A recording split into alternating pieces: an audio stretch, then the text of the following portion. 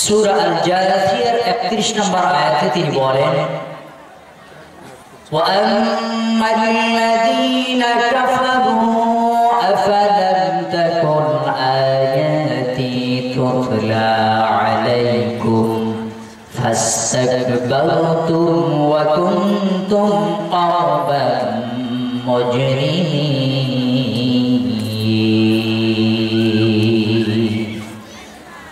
অত্র আয়াতে আল্লাহ রাব্বুল আলামিন তিনি বলেন ওয়া আম্মাল্লাযীনা, আর যারা কাফারু অস্বীকারী অর্থাৎ মহান স্রষ্টাকে যারা মানবে না, যারা নবীর আদর্শকে মানবে না, যারা আল্লাহ তাআলার বিধানকে যারা মূল্যায়ন করবে না, যারা সালাত আদায় করবে না, যারা যাকাত প্রদান করবে না, যারা দান সাদকা করবে না, যারা আল্লাহ দ্রোহী হবে, রাসূলের দ্রোহী হবে, হক্কানি আলেম ওলামার দ্রোহী হবে, যারা আল্লাহর জমিনে দ্বীন কায়েমে বাধা দেবে, যারা সালাত আদায় করতে দেবে না, মসজিদগুলোকে ভেঙে টুকরো টুকরো করে দিবে, মাদ্রাসাগুলিকে তালাবদ্ধ করে দিবে, এই সমস্ত অপরাধীদেরকে আল্লাহ তাআলা বলেন ওয়া আম্মাল্লাযীনা কাফারু, আর যারা কুফরি করেছে, অস্বীকার করেছে মহান স্রষ্টা আল্লাহ সুবহানাহু ওয়া তাআলাকে, আফালাম তাকুন, ওই সমস্ত অপরাধীদেরকে আল্লাহ তাআলা জিজ্ঞেস করবেন বিচারের মাঠে। আফালাম প্রশ্নবোধক চিহ্ন মহান স্রষ্টা রেখেছেন, তিনি বলেন আমি এই অপরাধীদেরকে জিজ্ঞেস করব যারা সালাতে বাধা দিয়েছে, যারা মসজিদগুলি ভেঙে টুকরো করে দিয়েছে, তাদেরকে আল্লাহ জিজ্ঞেস করবেন। যারা নবীর আদর্শ দিয়ে জীবনকে গড়েনি, আল্লাহ তাআলা তাদেরকে জিজ্ঞেস করবেন। যারা আল্লাহ তাআলার বিধানকে মূল্যায়ন করেনি, তাদেরকে আল্লাহ তাআলা জিজ্ঞেস করবেন। যারা হক্কানি আলেম ওলামা কোরআন থেকে যারা দাওয়াত দিয়েছে, তাদের কথাকে যারা অ্যাভয়েড করে চলেছে আল্লাহর জন্য, তাদেরকে আল্লাহ তাআলা জিজ্ঞেস করবেন আফালাম তাকুন আয়াতি, তোমার কাছে কি স্রষ্টার আয়াত আসেনি? তোমার কাছে কি মাহফিলের আওয়াজ পৌঁছে দেওয়া হয়নি? বিভিন্ন সময়ে মাইকের আওয়াজ দিয়ে দিয়ে তোমাদের কি বলা হয়নি যে কোরআনের কথাগুলো ময়দানে বলা হবে, সেখানে তোমরা গিয়ে মহান স্রষ্টার কথাগুলি শুনে নিও। আল্লাহ তাআলা বলবেন আফালাম তাকুন আয়াতি, তোমার কাছে কি মহান স্রষ্টার আয়াত কখনো আসেনি? তুমি কি শুনতে পাওনি সালাত আদায় করতে হবে? তুমি কি কখনো শুনতে পাওনি যাকাত প্রদান করতে হবে? তুমি কি শুনতে পাওনি আল্লাহর দ্বীন কায়েমের জন্য যারা প্রাণান্তর প্রচেষ্টা আল্লাহর জমিনে চালিয়েছে, তাদের কাছে যেতে হবে, দ্বীন কায়েমের প্রতিষ্ঠার যে পদ্ধতিগুলি আছে সেগুলি জেনে নিতে হবে, তোমার ঈমান এবং আমলকে পাকাপোক্ত করে নিতে হবে। এই সম্পর্কে তোমাদের কাছে কোনো বার্তাবাহক কি যায়নি? এ কথা আল্লাহ জিজ্ঞেস করবেন কিয়ামতের দিন।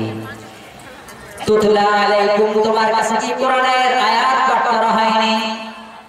আল্লাহ এটাও জিজ্ঞেস করবেন তোমার স্রষ্টা যে আল্লাহ তাআলা তার যে বিধান কোরআন, এই কোরআনের আয়াতগুলো কি তোমার সামনে পড়া হয়নি? কোরআনের আয়াতগুলো পড়া হয়েছিল, তারপরও তুমি কোরআনের আয়াতকে অ্যাভয়েড করে দোকানে বসেছিলে। কোরআনের আয়াতগুলো তোমার সামনে বলা হতো, তারপরও তুমি বিভিন্ন জায়গাতে আড্ডা দিয়েছিলে। কোরআনের আয়াত তোমার কানে পৌঁছেছিল, তারপরও তুমি আল্লাহর জমিনে আল্লাহর দ্বীন কায়েম করার জন্য কখনো চেষ্টা চালাওনি। ফাস্তাকবারতুম, 3 নম্বর বাক্যে আল্লাহ তাআলা বলবেন ফাস্তাকবারতুম, বরং তোমাদের কাছে আল্লাহর বিধান গিয়েছিল, তোমাদের সামনে আল্লাহ তাআলার কোরআনের আয়াতগুলো তেলাওয়াত করা হয়েছিল, তোমাদের সম্মুখে কোরআন ব্যাখ্যা করা হয়েছিল, তোমাদের সম্মুখে নবীর আদর্শ সুন্দরভাবে সুনিপুণভাবে উপস্থাপন করা হয়েছিল। ফাস্তাকবারতুম, বরং তোমরা ছিলে অহংকারী। আল্লাহ তাআলা 3 নম্বর বাক্যে বিচারের মাঠে ওই সমস্ত অপরাধীদেরকে বলবে, বান্দা তুমি কোরআন শুনছিলে, কোরআন মানোনি, আদর্শ জেনেছিলে, আদর্শ দ্বারা জীবনটাকে গড়নি, কোরআনের কথা শুনেছিলে কিন্তু কোরআন মানোনি, সুতরাং তোমরা ফাস্তাকবারতুম, তোমরা ছিলে অহংকারী। দাম্ভিকতার সাথে আল্লাহর জমিনে চলেছ, অহংকার করে কোরআন শুনোনি, অহংকার করে জালসাতে এসে বসে বসে মহান স্রষ্টার বাণীগুলি শ্রবণ করনি, অহংকার করে করে বিশ্বনবীর আদর্শ তুমি শোনোনি। আল্লাহ তাআলা 3 নম্বর বাক্যে জবাব দিয়ে দিলেন তোমরা ছিলে ফাস্তাকবারতুম অহংকারী, চার অকুনতুম তোমরা ছিলে কওমান মুজরিমিন, তোমরা ছিলে অপরাধী জালেম সম্প্রদায়। কওমান মুজরিমিন, তোমরা ছিলে অপরাধী সম্প্রদায়। তোমরা আল্লাহর বিধানকে মানতে না, তোমরা জানতে কিন্তু মানতে না, শুনতে কিন্তু আকল বিবেক দিয়ে বিবেচনা করতে না। তোমাদের কাছে কোরআন পৌঁছে দেওয়া হতো, তোমাদের সামনে কোরআন তেলাওয়াত করা হতো, কোরআন শুনতে না, বোঝার চেষ্টা করতে না, মানার চেষ্টা করতে না, বিদ্যা বুদ্ধি দিয়ে তদন্ত করে মানার আমল করার চেষ্টা করতে না। অত্র আয়াত দ্বারা শিক্ষা হলো আল্লাহ তাআলার বিধান মেনে আমরা আমাদের জীবনকে গড়ব। আমরা সকলে বলি ইনশাআল্লাহ। সম্মানিত উপস্থিতি, যারা অহংকার করে আল্লাহর জমিনে চলবে তাদের সম্পর্কে নবী করিম সাল্লাল্লাহু আলাইহি ওয়াসাল্লাম তিনি বলেন, রাওয়াহু তিরমিজি 2492 নম্বর হাদিস, যারা আল্লাহর জমিনে অহংকার করবে তাদের সম্পর্কে বিশ্বনবী বলেন, ইউহশিরুল মুতাকাব্বিরুনা আমসালাদ-দাররি ইয়াওমাল কিয়ামাহ, কিয়ামতের দিন যারা অহংকার করবে, দাম্ভিকতার সাথে আল্লাহর জমিনে চলাফেরা করবে, আল্লাহর দ্বীনকে অবমূল্যায়ন করবে, নবীর আদর্শকে উপেক্ষা করে আল্লাহর জমিনে চলবে, ইচ্ছাকৃতভাবে ধর্মকে উপেক্ষা করবে, আল্লাহ তাআলা তাদের সম্পর্কে বলেন, নবী বলেছেন, ইউহশারুল মুতাকাব্বিরুনা আমসালাদ-দাররি ইয়াওমাল কিয়ামাহ, কিয়ামতের দিন অহংকারীদের অবস্থা এমন হবে, তাদের উদাহরণ হলো জাররির পিপিলিকার মতো তাদের অবস্থা করা হবে। পিপিলিকা দেখতে বড় না ছোট? বলেন, পিপিলিকা দেখতে বড় না ছোট? পিপিলিকা দেখতে খুব ছোট একটি প্রাণী। আল্লাহ তাআলা বলেন, কিয়ামতের দিন যারা অহংকার করে আল্লাহর জমিনে চলবে তাদের অবস্থা হবে পিপিলিকার মতো, ছোট ছোট একটি প্রাণীর আকৃতিতে তাদেরকে ধারণ করবে। আমসালাদ-দাররি, পিপিলিকার মতো আল্লাহ তাআলা বিচার মাঠে তাদেরকে বানিয়ে দিবেন। বিশাল বড় শরীরের অধিকারী একজন ব্যক্তিকে আল্লাহ তাআলা কিয়ামতের দিন ছোট একটা পিপিলিকা বানিয়ে দিবেন। অপরাধ, সে অহংকার করেছে, টাকা নিয়ে অহংকার করেছে, অর্থ সম্পদ নিয়ে অহংকার করেছে, আমাকে বক্তা বলবে এটা নিয়ে অহংকার করেছে, আমাকে জমিদার বলবে এটা নিয়ে সে অহংকার করেছে, আমাকে আলেম বলবে এটা নিয়ে সে অহংকার করেছে, আমাকে দানশীল বলবে, দানবীর বলবে এটা নিয়ে সে অহংকার করেছে, আমাকে ক্ষমতাবান বলবে এটা নিয়ে সে অহংকার করেছে, আমাকে রাষ্ট্রনায়ক বলবে এটা নিয়ে সে অহংকার করেছে। আল্লাহর জমিনে যত ধরনের পৃথিবীতে অহংকার রয়েছে, এই অহংকার যার ভিতরে বিদ্যমান থাকবে, আমাদের নবী তিনি বলেছেন, আমসালাদ-দাররি, তাদের উদাহরণ হলো পিপিলিকার মতো। আল্লাহ তাআলা তাদেরকে পিপিলিকার মতো বানিয়ে দেবেন, বিচারের মাঠে ছোট ছোট প্রাণী বানিয়ে দেবেন, ছোট ছোট আকার ধারণ করবেন আল্লাহ তাআলা ওই ব্যক্তিকে।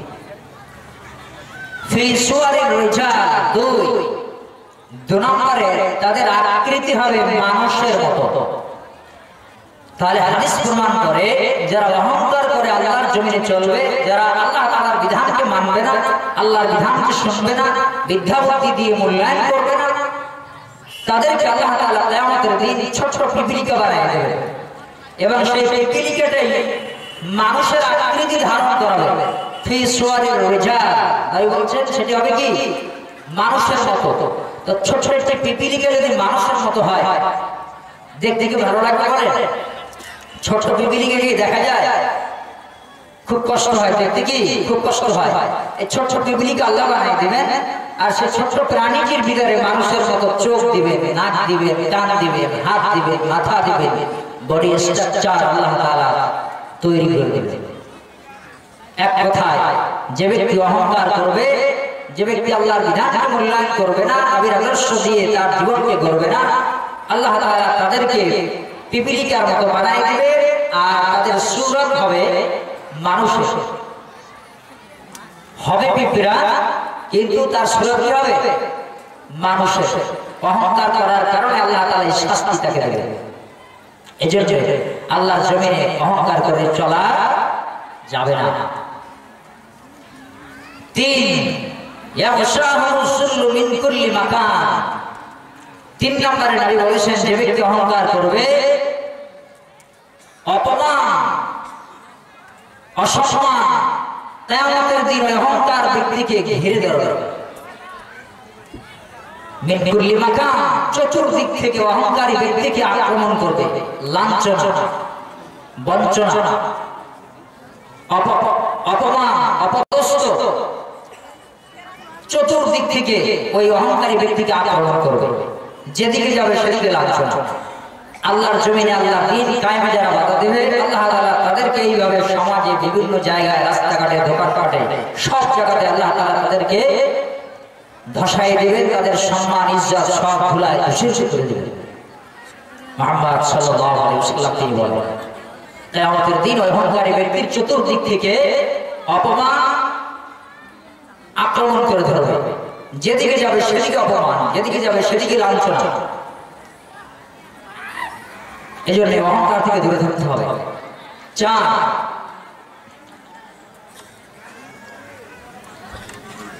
ফালইউসকাউনা ইলা সিজনিন ফি জাহান্নাম। ইসমা ইউলাস, জাহান্নামের একটি কারাগারের নাম হলো সিজন।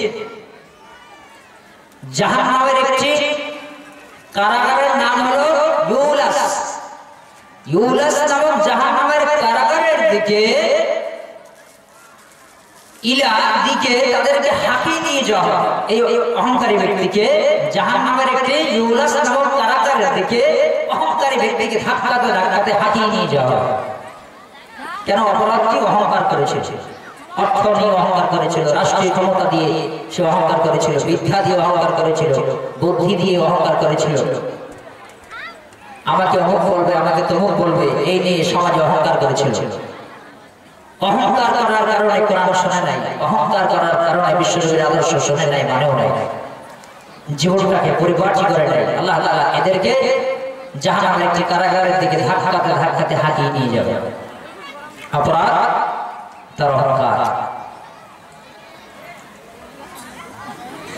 তা'লুহুম নারুল আনিয়া। পাঁচ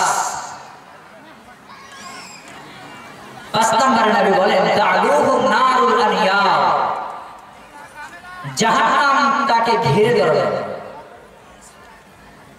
অহংকারী ব্যক্তিকে জাহান্নাম চতুর্দিক থেকে ঘিরে ধরবে, আক্রমণ করবে।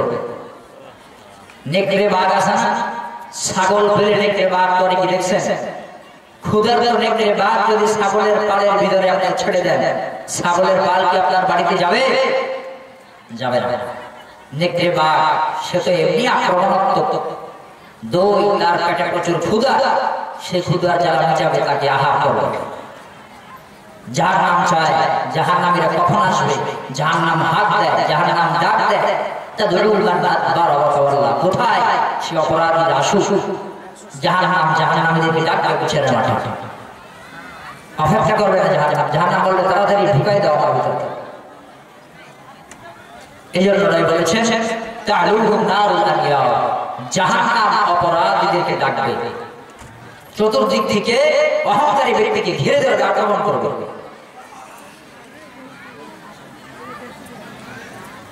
ইউসকাউনা মিন উসারাতি আহলিন নার, অহংকারী ব্যক্তিকে পান করানো হবে, তাকে খেতে দেওয়া হবে।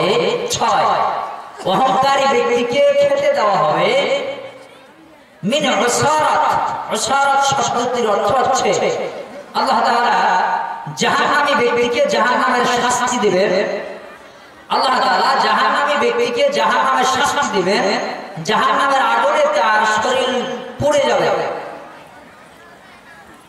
তারপরে ওই জাহান্নামী ব্যক্তির শরীর থেকে নির্গত হবে, বের হবে রক্ত, পুঁজ, কদর্য, ময়লা, নিকৃষ্ট খাবার, তরল পদার্থ, তরল জাতীয় যে পুঁজ রয়েছে, রক্ত মিশ্রিত যে পুঁজ রয়েছে, নিকৃষ্ট যে খাবার রয়েছে।